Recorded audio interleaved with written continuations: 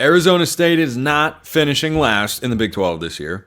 Where are they going to finish? Are you going to even hear about them if you're a Big 12 title contender? That's Richie Bradshaw, Locked On Sun Devils, joining me here on the show. And look, Arizona State's not expected to do anything this year, but this is year 2 for Kenny Dillingham, year 2 with Brian Ward as defensive coordinator. They've made a change at OC, but the quarterback situation, I think, is better than most people probably think, because if Sam Leavitt beat out Jaden Rashada, that's indicative of what the coaching staff, I think, has seen from Leavitt, and I fully expect him to be the starter. I think Arizona State's going to win 5 games. I'll tell you how, but first, Richie, if I told you right now, and right now was actually like December 31st, that Arizona State won 5 games, missed a bowl game, number one, is that feasible? Number 2, how does that land for you? Very feasible. This is a team that, excuse me, look, Spencer, last year ASU won 3 games. They were in 3 other games they probably should have won, and they potentially could have swayed with Oklahoma State in week 2. That was kind of a back and forth. Oklahoma State hadn't figured out who they were yet. But there were 3 games between Cal, Colorado, and Washington, of all teams, that you should have won. The difference between this team this year and last year, what you're hoping is that they have learned how to win and how to close out those big games. Make sure that even if it's like a 1-possession game, that you are able to win this year. So you tell me 5-7, I take that and run, because this is a gauntlet of a schedule, and this is not an easy introduction to the Big 12. This is still a rebuilding program, as much as I want to be optimistic and everything like that. And I can tell you that I would love to see them go 12-0. I think they could go 12-0. Not really, but you take 5-7 for sure. Barely miss a bowl game? Absolutely. Yeah, I think that there are a couple notable losses. You know, Jalen Conyers, he's at Texas Tech now. Elijah Badger, he's at Florida now.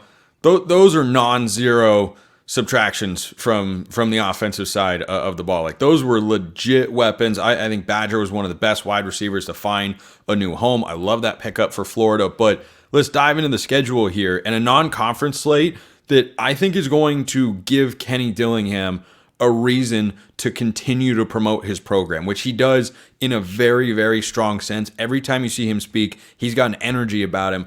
I think he's going to be buzzing, because he starts at home against Wyoming. You cannot overlook the Pokes. They've got a new head coach over there, but I think at home, Arizona State's going to be the better team, and they win. Mississippi State, year 1 of a rebuild, versus Arizona State, year 2 of a rebuild, again at home. I think Arizona State wins that game, and then they play at Texas State. You should be able to beat any team in the American Conference that isn't, a legit contender like a Tulane or a UTSA or a Memphis. Texas State, I don't think they have the highest of hopes. I think they'll be a run-of-the-mill American team. 3-0 is where I think Arizona State goes here, and I think that'd be an outstanding start. I don't think it gets them ranked in the top 25, but I think it sets the stage for an optimistic Big 12 season. And that's exactly what you're looking for, is to build that momentum that you have taken last year's inefficiencies and not so much turned them into strengths, but shown that you are growing as a program. And it's not this out-of-conference schedule that's super-duper easy, right? It's not like you have a bunch of FCS opponents or anything.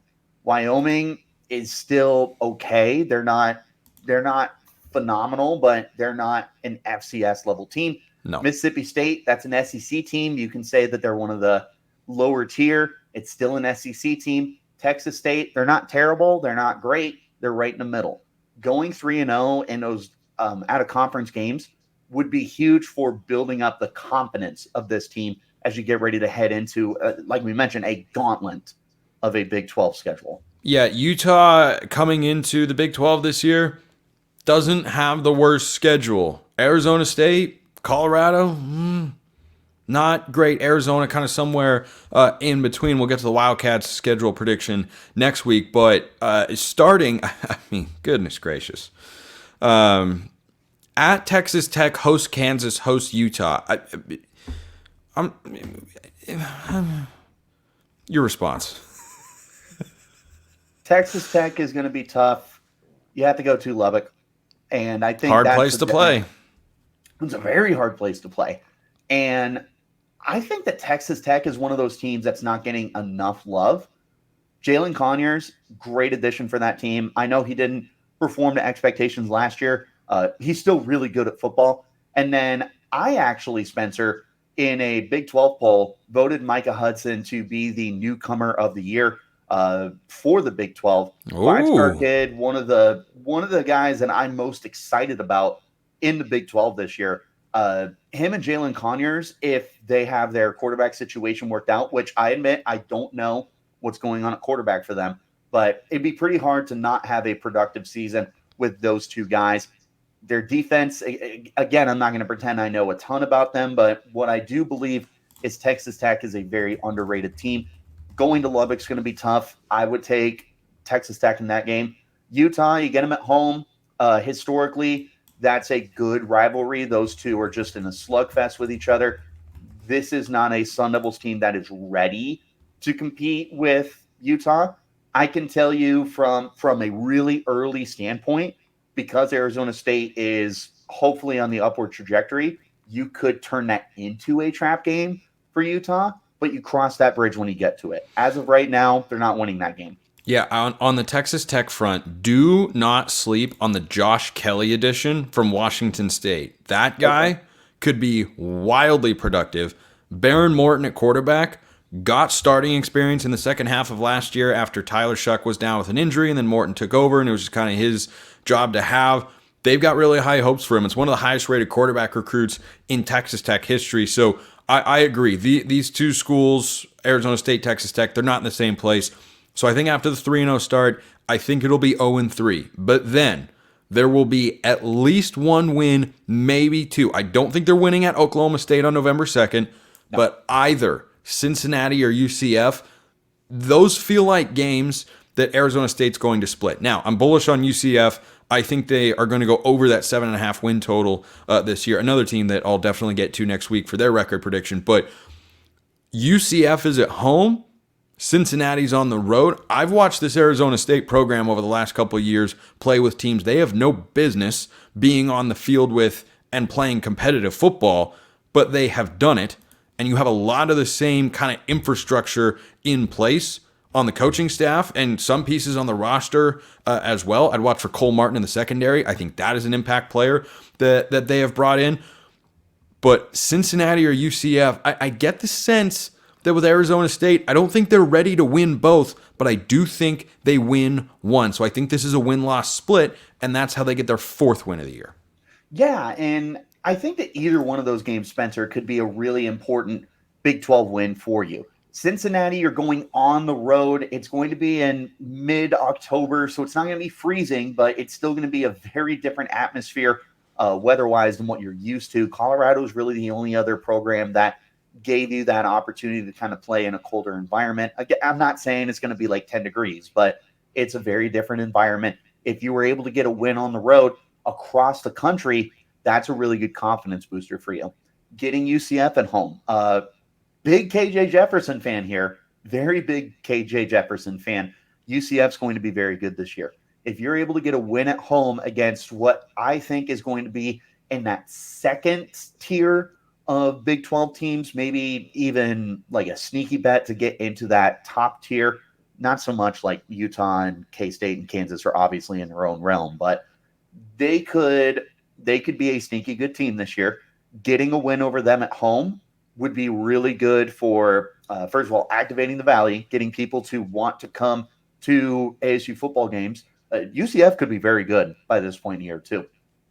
It would be, even if you split those, no matter which way you split it, you win, you beat UCF, you lose Cincinnati, or vice versa. I think that does a lot to build the confidence of this team. Last three games of the year at Kansas State, I've got that one chalked up as a loss. Last week of the year, I do think they're going to lose the duel in the desert to Arizona. I'm not as high in Arizona as everybody else, but I do think they will lose. And I think they win against BYU at home. I do not love BYU's quarterback situation. I think Brian Ward could have a field day there as the Sun Devils DC. So that's how I land on Arizona State 5-7. That's not a last place team. I don't know that outside of UCF, they've yet got the horses to pull a major upset of a Utah, a Kansas, a Texas Tech, or to beat Arizona the last week of the regular season. But I think 5-7, rock solid year for Kenny Dillingham and company. You take it and run, Spencer, especially because last year, a 3-win team, like I mentioned, they were in a lot of games. Hopefully you can find that consistency again. The good news, some of your bigger games, Kansas and Utah, you have them at home. But you have to go to Stillwater, and you have to go to Tucson, and you have to go to Manhattan for some of your other bigger games. And you have to go to Lubbock.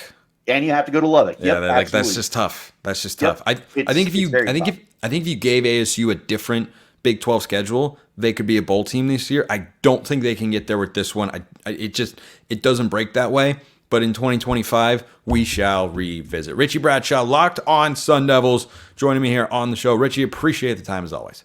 Absolutely, Spencer. I appreciate hopping on and talking to one of the best hosts in the Locked On community. Much love, my man. Appreciate you. Appreciate everyone listening. I'll see you next time. And until then, hope you have a wonderful rest of your day.